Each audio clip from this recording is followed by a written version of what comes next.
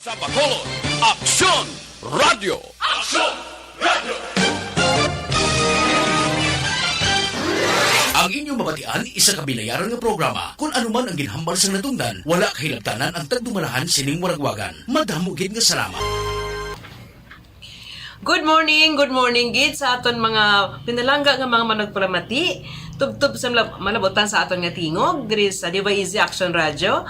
Ari kita naman sa aton nga programa kadalagan sa agrikultura nga ginadulong sa inyo sa Department of Agriculture Regional Office 6 sa pagpanguna sa aton nga Regional Executive Director Ma'am Remilien Ricoter, kaupod ang iya duha ka Technical Directors, Engineer Albert Barobo kag Dr. Peter Sobrevega.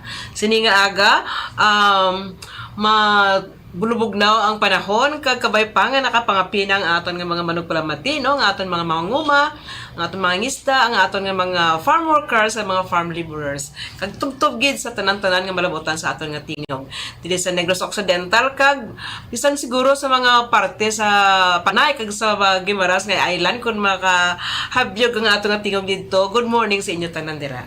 So sa nga aga may isa kita ka kaupo diri sa Office of the Provincial Agriculturist no ang aton nga focal person sa coffee and cacao nga mga special commodities. Isa man ni siya nga ginatutukan naton diri sa probinsya sang Negros Occidental. So aton siya subong makaupod kag ihambal na sa aton ang mga updates, ano naman subong ang status ang aton nga industriya when it comes to cacao kag sa coffee. Kag at the same time, ano pag gid ang mga future nga program siguro no may balaan naton sir. So hindi na subong hindi man ni siya liwan sa inyo nga akon nga upod subong tungod kay sa madamo nga tinion nabatian naman ninyo ang iya nga tingog kag kung paano man niya gina-advocate ang programa diri naton sa probinsya sa Negros Occidental. So partner no, di ko na ni siya nang iba pa ko ni partner ko na gini siya. So let's welcome aton nga ginaabi-abi ang aton nga kaupo diri sa aton nga programa no si Sir Marjo Balinas. Sir, good morning. Hanggaga sa tanan nato nga tagpalamati kag mayong aga Bacolod, Negros, Western Visayas kag bilog nga kalibutan nga marabutan sining aton signal. Sa gihapon nag-abi-abi kita sa aton mga kauturan sa kabukiran, kapatagan, kalalawran, kag bisan pa sa aton sining mga kahigtuka nga mga pumuluyo nga bisan pa nga masako-sako sa mga kadalanan, sa mga merkado, sa gihapon aga pa nagabugtaw kag magapamati, magalantaw sa aton sining broadcast para mabatian kung ano nang nagakatabo sa update sa aton sining industriya. Hindi lamang sa mais, humay, kundi sa kakao kag kapi. Kaya ang kapi, halos sa tanan nga mga commodity, amo ini ang wala punaw kag wala madula sa tasa. Kay adlaw gabi, rain or shine, El Nino, El Niña, pagbugtaw sa aga ang kapi una sa tanan. Forget no. So before kalita mag-proceed sir no, gusto naton nga tamyamon sa mayong aga nga aton nga pinalangga man diri nga gobernador sa probinsya no nga nagasakdag ba sa aton nga programa. Good morning gid sa aton nga pinalangga gobernador Eugenio Sebong Lacson, kaupo ang iya nga vice gobernador Jeffrey Ferrer. Kag of course ang aton nga lister nga makaupod sa Office of the Provincial Agriculturist no. Headed sa aton nga Provincial Agriculturist Dr. Gusto niya tawagon niya kasi Dr. Francis Raul Kausing. Kanya sining full name is Edmundo Raul Kausing. Pero gusto niya nga tawagon siya nga Dr. So, Francis. good morning sa kay Gob Lacson, kay Vice Gob Ferrer, kag subuman sa aton sining Provincial Administrator, Attorney Diaz, kag sa aton sining Provincial Agriculturist. Simple and very effective. Dr. Francis Kausing. Yes, no? So, Sir Margie, sakto gito ginambal mag-ina, no? Nga ang aton gali nga kape, no? Kag ang aton nga sa mga areas niya, sir, nga iba niya ang kokwa or ang, sikwati. Sikwati, no? Amo ni ang kaupod nila sa pagbangon nila. So, next to their partners. Actually, sa ang aton sining Negros Occidental Island, natunga ni sa Duaman. Yes. Kung sa Oriental ka, magbugtaw ka to, 90% sa mga tao sa Oriental sikwati, Sikwati, kakao ang ginainom ginainom kunaga. oo. While diri sa Occidental, kape nga maisog ang ila siniya nga pangtapat sa aga. Yes, no? Bulong sa kabugnaw kag at the same time do mapreparar ang aton nga sulok-sulok nga para nga mag-atubang naman sa mga ulobraho naton. Bisan kita sa kusina, sir, no? Pagkabugtaw sa aga. Kay ang abilidad sang kape, wala na ibaluan sang nagainom sang kape nga ang kay kun ang aton nga coconut, ginatawag ining coconut tree naton is the tree of life. Ang ato naman nga kakao, ginatawag ini nga the tree of love. Wow! While nga ang ato nga kape, amo niya ang ginatawag nga the tree of peace. Of That is peace. why nga kumakatayhong ikaw sang tasa sang kape, nagatayog ang panumduman mo kag nagalinong ka sa imo sini nga pulungkuan. Bagoy na, sir, nga nabalaan ko sini nga aga, no? Halin sa ibo, no? Nga may mga punchline gani, may mga hashtag nga aton nga mga commodity subong sa Negros. So but seriously, sir, balikan nato ang aton nga programa diri sa Negros, no, sa kakao kag sa kape, no. Una to siguro, sir, ang kape. Okay, so sa buong aga nagligad naton ng mga episodes, ginorient naton sila sa aton mga programa sa kape. So ano, sir, subong ang aton nga mga activities na related sa kape kag diin na subong hasta ang aton nga mga proseso sining. Okay. Ang kape sa Negros, isa ini sang landmark nga history sa bilog nga kalibutan. Okay. Tungod kay sang since 1945 to 1991, ang Kape Uriarte o kung ginatawag nga Malayba Coffee from Pontevedra to Canlaon City, nagalapa din siya sang 1,200 hektaryas o kung 1,200 hectares. Kag ang ila sining working force during the time, 1,000 ka mga lalaki kag 700 ka mga babae. Wow, Imagine na, statistics. naga-export na kita sang kape since 1945. Kag at the same time, ang Negros Occidental, silently, before nga nag-boom ang aton sugar industry, ang kape naton diri sa Negros Occidental, nga gindala kag ginpabantog sang mga Uriarte brothers, amo ini ang naghatag sa aton sang ngalan sa international trade of coffee since 1945 to 1991. That is why nga subong sini ginpadayon naton ang recovery naton sang kape naton. Kay from 1991 nga nag-start ang land distribution o KONDAR, Department of Agrarian Reform. Nga ginpanagtag ang duta from BOS to land distribution, CLOA, etc. so on and so forth. Ang aton sini nga kape from 10,000 hectares nagnubo hasta nga nakadabot kita sa 1,000 hectares na lang or less than that. Pero tungod kay ang aton sini national government naglantaw sang credibility kag ang profitability sining commodity nga kape sang 1990 sang year 2000 ang aton sining national government nagpapanaog sang mandates sa DAR, sa aton nga DTI, sa aton nga DA, sa aton sining PCA, kag sa iban pa nga mga line agencies nga kinanglan i-strengthen kag liwat bangunon ang aton sining nga coffee industry diri sa pungsod Pilipinas. Okay. That is why nga from then on liwat naton gin pabangon ang aton sining production sang kape kag gin amat-amat naman naton bisita kag gin reactivate ang mga farmers naton kag mga kadutaan nga abandonado para nga liwat tamnan sang kape. From year 2000 to 2013 naka-amat-amat kita recover from 1,000 to 1,005 until now naka-recover na kita sa total land area sa kape nga naglabot sa 2,782.550 hectares na subong. Wow. So, with that kind of, with that kind of expansion, no, until today, pila ka porsyento, sir, ang nagapamunga na sina? Actually, bisan magsiling kita nga 30 to 40% ang iya sini nga subong productive stage. But then, nakabawi-bawi kita unta sang aton sini nga produkto sang kape. Because nga ang aton kape diri sa Negros, the whole Philippines nagasalot sang sabor sang kape naton.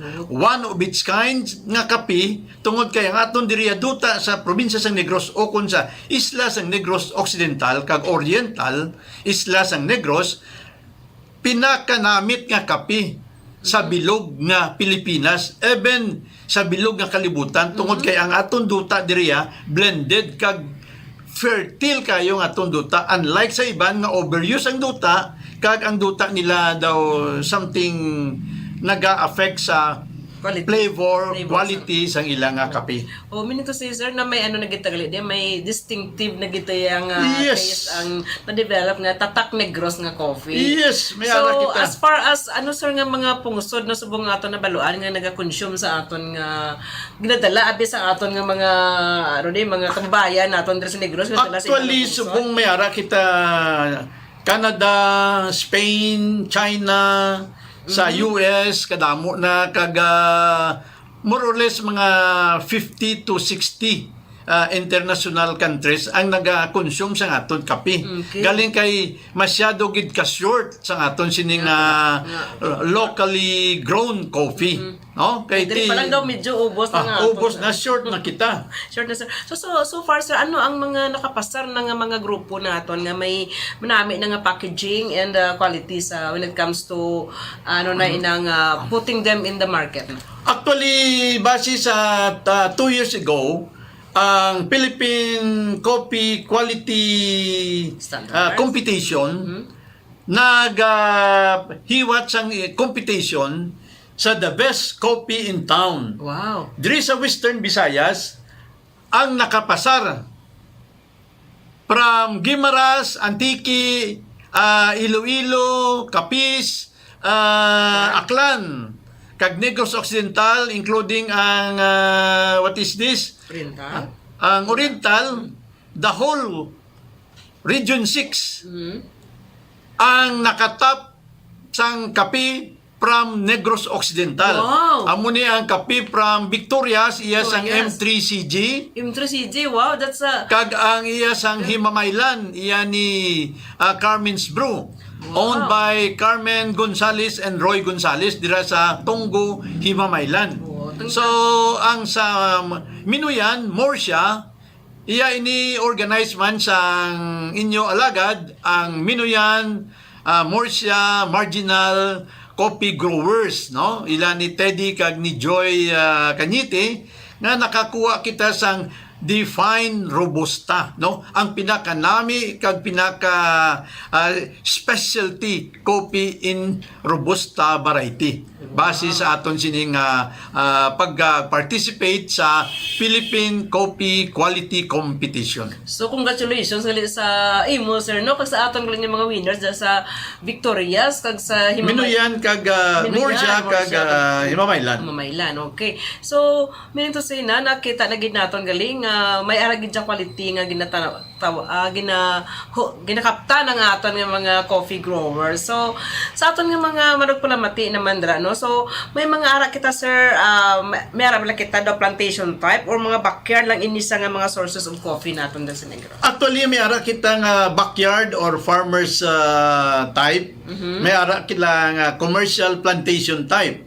There is a north, may ara kita demo farms nga ginapanagiyahan sang mga Escalante family nga nagalapad dinada from 7 to 10 hectares. Wow. Diri sa south, may ari kita diri 12 hectares commercial plantation type nga ginapanagiyan ni Mr. Roy and Carmen Gonzales. Nga sa din ang production sang coffee from 1 ton to 3 tons per hectare. Wow. So nakuha nila ang pinaka minimum and maximum production sa coffee. Wow. Unlike sa aton mga farmers type o kung backyard type, nga dira na sila sa 100 to 200 kilograms per hectare in terms sa production rate. Kay ang sa ano ya sa farmers type nga ano nato nga growing area is doon na nangin ano na sa nangin part na lang na sila sa ilang farm activities. Pero to wala na sila so mas ga focus on the coffee production lang kay nangin isa lang na sa ilang nga mga ginagrow nga mga tanom. Siguro that's one of the reasons nga nubo. Actually, taking for granted sa aton mga farmers, kay iban ginaserbi nila nga kudal, o kunang iban ginaserbi nila nga for their own sources, consumption. household use, Yeah, no? oo, Parang at least hindi na sila magpangita sa iba, no? Okay. So, minito sina, basit ako maghapon ang ilas na sa production, but only nga, wala na laging baligya, that's why wala na baluan ang kilo. Pero as you can observe nga, inigali nga mga produkto nila, ginakaon mo nila, so minito sina, that's still part of their production nga. Actually, sa consumption, no? Ibase natin sa consumption nila, mas gina-prefer nila nga may gina-serve nila o kung ginatago nila, hoarding or gina-stock nila, ang ila sining produce sa kape para nga within 365 days a year, Meron may sila. continuous sila kag Paano- sustainable nila nga supply sang kape sa balay. Okay, so may nagapalamati sa mga amo sina nga mga farmers, no? Ano sir ang nami nga tempo or I mean like for example diin nga stage sang pag-picking sang coffee din mo sa dampi nga stage pwede mo siya matago na nga bala nga maka-stay siya for a longer time. Okay. Longer time. So, mauna kita guro sa ginatawag nga planting sang kape, no? So, kung magtanong kita sang kape sa mga beginners kung sa mga bag-o nga mga planters nga gusto mag-convert sang ila sini nga mga duta from sugarcane to coffee o kung ibalik nila kay ang history from coffee to sugarcane. Subong sini gusto na sila magbalik liwat sang kape instead sang sugarcane. Okay, so ano dapat mo? So, kinahanglan i-timing ninyo nga onset sang rainy season. Rainy season. Ano nga Tigululan, no? Okay, Tigululan. Okay. Para nga hindi matiga ang duta kag mahapos magtanom kon rainy season. Kay ang kape nagakinahanglan sang sufficient o kon enough water supply. Okay. Okay. Ikadua, i-observe nila ang proper planting spaces sang kape. 3 meters by 3 meters. Butsilingon sa isa hektarya, makakonsume sila sang 1,111 seedlings. Kag before sila magtanom, kinanglan may napreparar sila nga shade, no? O kung magtanom sila anay isang saging nga tordan, saba, lakatan, or kardaba. Amo na ang ilang i-service shade, temporary shade, samtang gagmay pa ang ilang kape. Okay. Ika-tatlo, kinahanglan i-maintain ang kape sa kataason nga 3 meters lang, hindi pagpa-kahuyon o kung pagpataason ang aton sining nga kape. Kay the moment nga magsobra sa 3 meters, ang kataason sang kape, kag sa ulihi, magkahoy na siya, kag magulang na siya, hindi na siya produktibo, unproductive na siya. So, From 2 kilo, anong dapat mo para mag-maintain? i-rejuvenate nila, no? Okay. I-rejuvenate nila. Sa rejuvenation, kag rehabilitation, kinahanglan na ang ginatawag na technical assistance, kag technical expert, nga pwede ninyo ma-request sa inyo nga mga local agriculture office, Yes. sa city or municipal agriculture office. Yes, na para magiyahan sila. Okay. So, ang kape, kung from seed ka magtanom, mga almost 3 to 4 years kag makarbis ka. Pero kung magtanom ikaw, sining ginapanagtag na ton nga mga seedlings, nga clones, kag grafted, mga 2 years makastart na pamunga ang aton nga kape. Wow, okay. Imagine nyo mga abyan mangunguma, abyan mangingisda, kag abyan mamumugon, nga ang aton nga kape, makastart ka lang pamunga sa isa hektarya, makaharvest ka lang 450 kilograms, 450 kilograms, kag harbison nimo nga luto tanan, fully ripe, pula ang liso, ibili nimo ang green, hindi mo paghamurson ang imo nga kape. Para nga may quality ikaw, kag may presyo ikaw sa merkado. Yes. Sa 450 nimo ka kilo nga starting sang harvest, ibutang naton ang farm gate mo is 100 pesos per kilo times 450, may 45,000 ikaw, no? 45,000 a year sa kape ina sa first harvest mo. Amo na ang amon experience sa mga plantation type. Okay. After harvest, imo naman sa i-rehab tanan nga unproductive nga mga sanga, Kakason. imo nga i-prone o kun i-detap nimo ang nagasaka o kung nagataas nimo nga mga ugbo sa kapi, i-detap mo siya, i-maintain mo gyapon ang 3 meters nimo nga height sang kapi. Pag next harvest nimo from 450 ma-increase na siya sa 1,000 to 3 tons per hectare. Imaginable na. Wow. 3 tons, 3,000 kilos per hectare times 100 farm gate. Pila? 300? 100 times 3 tons, mga almost 3 million. Wow. Or 300, 300,000, butang mo, ka oh. lang, mag 300,000 ka na lang per hectare. Okay. So, bawa ka namin isang iyang projection, sir, no? So, ano naman, sir, ang mga posibleng mga challenges na may encounter sa isang aton nga nguma kung siya, mag coffee growing siya? Okay. So, ang challenges sinada nga kinanglan ang kape pareho sa aton nga tao. Nga kung nagkakaon kita 3 times a day, hindi lang niya gali sa kape. Kung nagkakaon kita 3 times a day, at the same time, ginadispose naman na siya, no? Ang aton nga kape, o kung tanan naton nga crop sa uma, nga nagatubo sa duta, kinanglan ni nasla pagkaon every 3 months. Kinanglan every 3 months, mag-abuno ikaw, o kung maggamit ikaw sa commercial nga abuno, o kung organic nga abuno. Bisan 100 to 150 grams per tree ang maspend mo, o kung 1 ka kilo, 2 ka kilo nga organic, every 3 months, may pagkaon na ang imo sini nga kape para nga i-support niya sa quality kag size sang iya nga bunga, kag kadamuon sang iya bunga.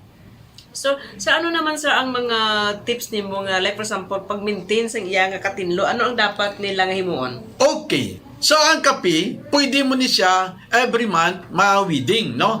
Round weeding lang. Da lang sa palibot sang iya puno. Okay. 1 foot, no? 12 inches. Da lang, hindi pag-hilamunan ang bilog nga area.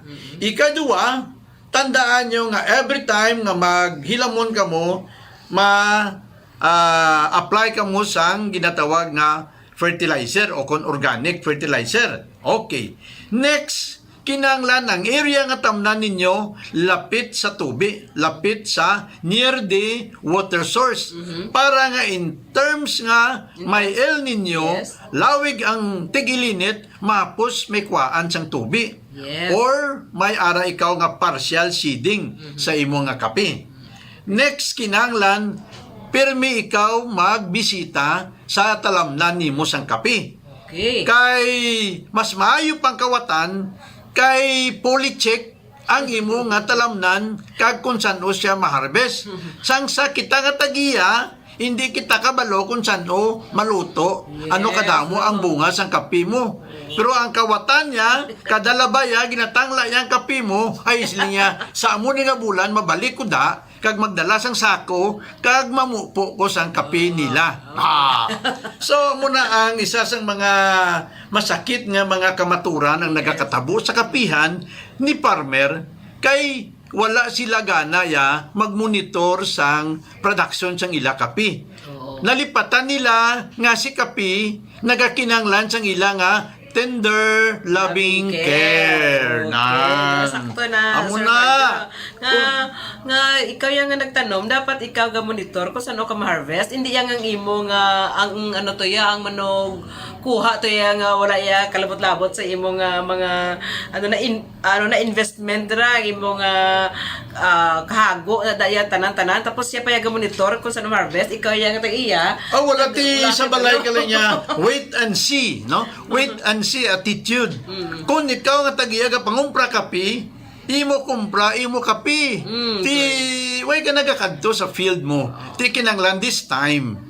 Oo. Kaya ang kapigadoon naton subong, sobrante kayo, kinanglan, kadtuan mo ang imo kapihan, hawanan nimo, hindi nimo pagpabayaan nga masiot ang imo puno sang kapi, para nga at least, bisan layo ka pa sa imo farm, makita mo ng puno sang kapi mo, kag makita mo ang mga bisita mo, adlaw-adlaw, sa idalom sang imo kapihan. Correct, sir, no? So, yun ito sa ina, ang atong galing pagtanom sa kape, no? Hindi natin pagpawayaan, kaya kinahanglan nila nga i-monitor naton. Labi na, sir, bisitahan sila kada adlaw because possible kung ang mga peste na to, kag mga ilaga na to ang nagauna. Isa pa gina, para ma-check and balance mo kung ano na kadamo ang halit sang pests and diseases kag ang rats, no? May mga pests and diseases kag rats. Ti kung hindi madala sa rats, ratatat, no? Ining human pest amo ang number 1 nga maurot sang kapi mo. Yes. That is why nga kung nanugon ikaw kag nakita nimo nga makabulig sa kapigadoon mo ang imo tanom nga kapi, so this time be alert, no? Be alert. Kinanglan nga imo na tagaan sang importansya ang puno sang imo kape. Correct. So, there you go mga kabiyanan, no? Mga aton mga listeners, no? So, ang kape nangin kabahin naging siya sa aton nga daily activities, no? Di ta mabuhi kung wala ta sang kape, sir, no? Kay pampabugtaw sa aton nga tuyo ng Hindi ka ang kape subong in all levels, millennials ka man, o kung professional ka man, professionals ka man, guramax ka man, or young old ka man, youngs ka na, ang kape subong patak na patak. Hindi lang kay hot coffee in cup, yes, may araw kita subong nga iced coffee. Iced coffee.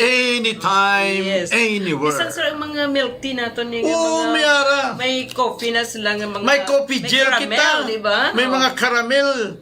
So, depende subong. Kaya nga ito subong mga millennials nga nag-start sa mga coffee shops, nag-undergo na sila sang training nga simple barista, kanda kita sina sang simple barista, how to start coffee shops, how to gain your coffee, how to make 1 kilo profitable coffee to make stepping stone, no?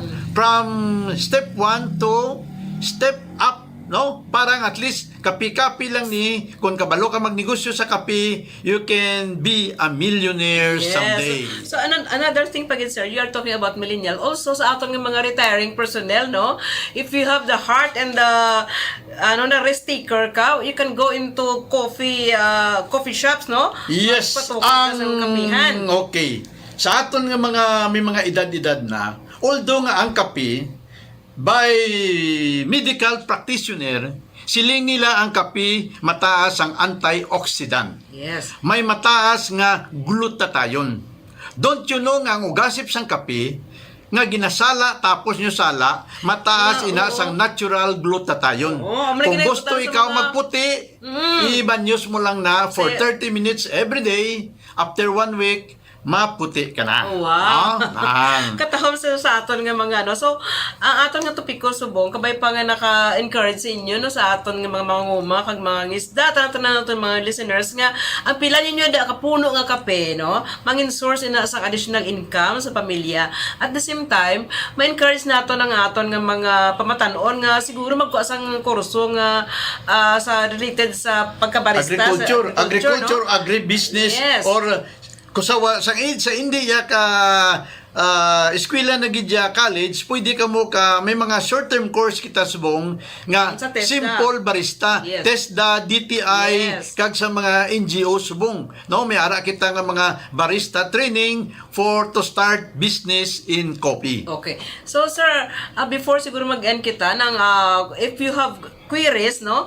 Paano kanila, Sir Maritz, no? Si Sir Marja Manigyapon ang atong expert when it comes to coffee and cacao. Sir, pwede natin mahambal ang imong cellphone number. Kung of course, pwede ka mo makasulat sa himo ka mo letter kung gusto niyo magpa-training sa cacao or coffee, no? Sa Office of the Provincial Agriculturist. Okay. Okay. Kag, ano mo lang, inyo na lang ibutang da nga Dr. Edmondo Raul Y. Causing, Provincial Agriculturist. So, ni-state na ang inyo nga purpose, ang request.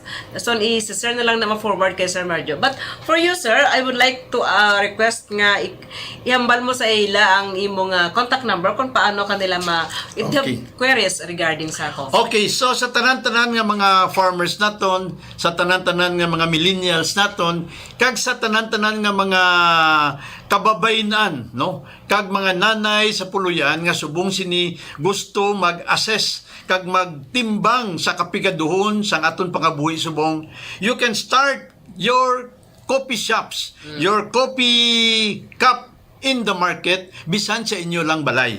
Kung gusto ka mo mag-learn sang ginatawag nga simple barista, so you may contact me at sa CP number 0966 734-3592. Anytime, anywhere, kung makontak niyo ko, mag-serve ako sa inyo all at any time. Okay. So thank you very much Sir Marjo for that wonderful nga topic for today, no, sa coffee and the perks of coffee. Okay. So sa liwat, madam, nga salamat sa inyong pagpamati. Magkitanay naman kita sa aton nga programa kadalagan sa agrikultura diri sa DYEZ Action Radio. Thank you very much, sir. Kag Salamat kid sa tanan nga pagpalamati kabay pa nga upod kamo sa kadalagan sa aton sinipagpangabuhi kag sa kadalagan sa aton agrikultura diri sa Negros Occidental. Good morning. Aban Sinigrense. Action! Radio!